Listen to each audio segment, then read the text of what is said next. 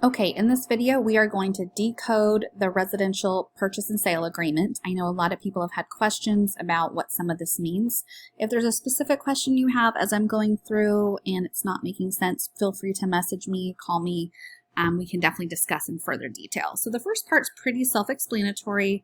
The date of the contract will go here, MLS number, and then our offer expiration date will go here. And this automatically will expire at 9 p.m. unless we specify otherwise. So your name will go here, the status. So if you're unmarried person, married as separate property, a married couple, we'll pick the correct one and put it there. Seller's information, property address. Number 5, we'll talk about what is included in the property when you purchase it. So a lot of times most of the appliances are included, but we will specify here what is actually included.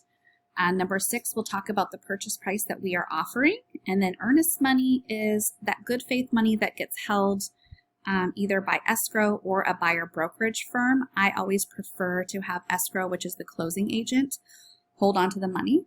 So it'll say if we're going to wire it or a check, and then how many days do we have to deliver it.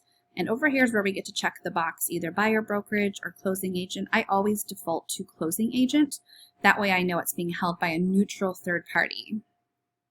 Number 8 talks about default. So if for some reason we default for no contingent reason on the property, we will forfeit earnest money. So I always like to check this box versus seller's election of remedies. That gets to be a little bit scary. Sellers can sue or decide what the remedy is for forfeiting on the property.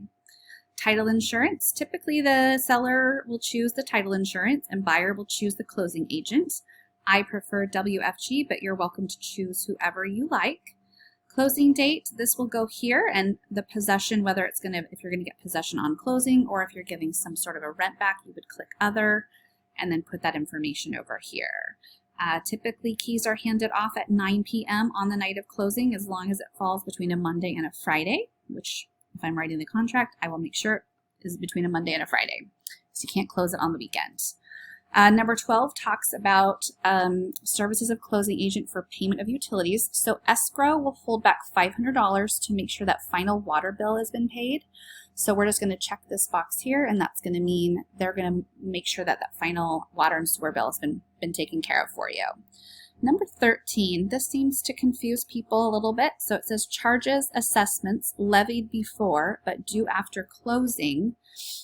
That would be, for example, if you were buying a newer construction home, there's something called a sewer capacity charge, and basically that is when the builder had to pay to hook into the city sewer. So they're passing that along to the buyer, and then that would typically get passed on to you. So it's very common to assume that type of a charge, but here it's just another way to negotiate. Or for example, if you were buying a condo and there was some sort of an assessment, you can either choose to assume it or ask the seller to pay for it in full at closing. Number 14 is seller citizenship. So the seller will actually fill this out. So they just want to disclose whether or not they're a foreign person for purposes of U.S. income taxation. Agency disclosure will talk about who is representing who. Buyer is represented by buyer broker. Seller is usually represented by listing broker, but that can change. And then addenda is where we are going to put the different addendums that we're going to include in, the purchase and sale agreement. Buyer information on this side, seller information on this side. And then we get into kind of just some boilerplate type of forms, but I'll go through them. And like I said, if you have questions, let me know. I'll just kind of go over it and just generalize what they're talking about. So A, purchase price. Basically saying you're agreeing to a purchase price, including the earnest money, and it's got to be in cash at closing, which would be obviously from your loan, or if you are paying cash, but it has to be given to the seller at closing. B is earnest money. We shall deliver the earnest money by the delivery date, which we specified in term 7. So it's 2 days after mutual if we have not filled that in. And then it just talks a little bit about if it's held in that buyer brokerage firm, if it's over $10,000, it has to be in an interest-bearing account. So this is not that exciting, but you're welcome to read through it and let me know if there's other questions. Included items would be like curtains, draperies, window treatments, awnings, so anything that's attached, if the seller has not specified, we are going to assume that that is actually going to convey with the property and will become your property.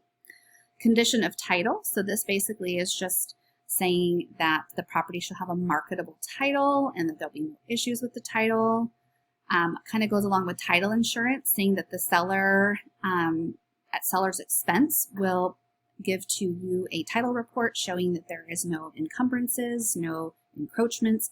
If there are and you are not comfortable with that, your earnest money will be refunded to you, but it is your right to see the title report and go over that and make sure there's no questions. Closing and possession, this talks about the closing date. If it falls between a Monday and a Friday, you have possession technically at 9 p.m. A lot of times, if sellers are out, they will give possession before that. Typically, most agents want to wait for at least the transaction to have been released to record, and some will even insist on waiting until it's been recorded with the county. But that typically happens, late afternoon. So G is Section 1031, a like-kind exchange. So if the buyer and seller intends for this transaction to be a part of a 1031, the other party should be able to completely comply and, not cause any problems. It's not really a huge issue. I've done this many times. It just needs to be disclosed up front. H, closing costs and prorations and charges and assessments. So seller and buyer shall each pay 1/2 of the escrow fees, and basically saying prorated taxes, insurance, interest. So anything that the seller might have been paying for, then the buyer will be taking that over, but escrow will do all the prorations. Sale information, so listing broker and buyer. Broker are just going to disclose to the NWMLS, which is that multiple listing service, that we have closed the transaction and have the current information. Seller citizenship and FERPTA, so seller warrants the identification of seller citizenship status, which again was on that very first page, and the seller will let us know the status of their citizenship. Notice and delivery of documents. So all documents need to be delivered by 9 p.m. that same day, otherwise we'll be out of compliance. So just time is basically of the essence, and I'll get into that in computation of time, but we want to be operating as quickly as possible to get things done. Computation of time. So this is any specified period of 5 days or less will just be business days. 5 days or more will be every day of the week. So it can count Saturdays and Sundays and holidays, but 5 days or less is just business days and excludes holidays. Electronic signatures, just basically acknowledging that we are accepting electronic signatures. N is assignment. We're not able to assign this agreement, so you're not able to say, oh, I want to assign this contract to my friend, Bobby Sue over here, because that's just not allowed. Default, so this is what we were talking about a little bit earlier. If we, for some reason, default on the property and it's not protected by one of the contingencies, there are two options, and as I mentioned, we're always going to pick the forfeiture of earnest money. Professional advice and attorney's fees. If there's any reason to seek counsel, buyer and seller will pay their own fees, and the prevailing party will be entitled to reasonable attorney fees and expenses. Of course, we don't ever really want to get excited about this option, but there is something in the contract that talks about it. So offer must be accepted by 9 p.m. on the offer expiration date. I think we've talked about that, unless otherwise sooner withdrawn. So that's also an option. You have the option to withdraw your offer, or if the seller counters you and gets a better offer, they have the option to actually withdraw their counter offer to you. So just always something to think about, which is why we always want to be operating,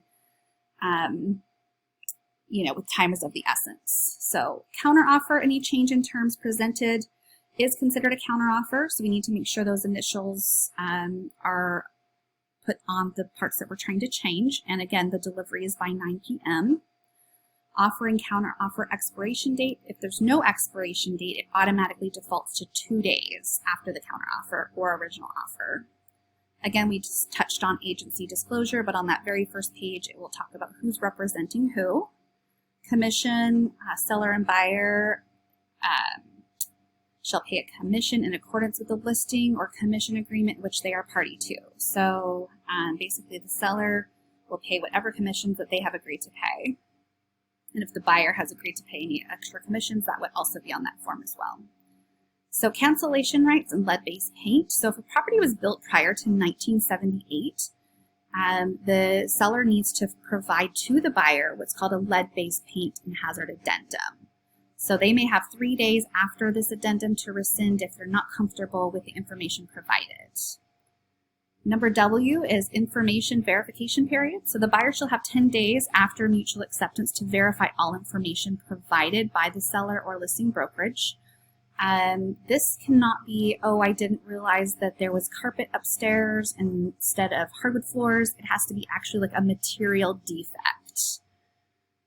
Property disclaimer, it means buyer and seller agree that except as provided in this agreement, all representations and information regarding the property and transaction are solely from the buyer and seller and not from the broker. So basically just talking about whatever information, even though it might come from me or the listing agent, it is really the buyer and seller's obligation to make sure that the information is correct. So that kind of sums up the nuts and bolts of the purchase and sale agreement, and I will be attaching other addendums here shortly so you can review those as well.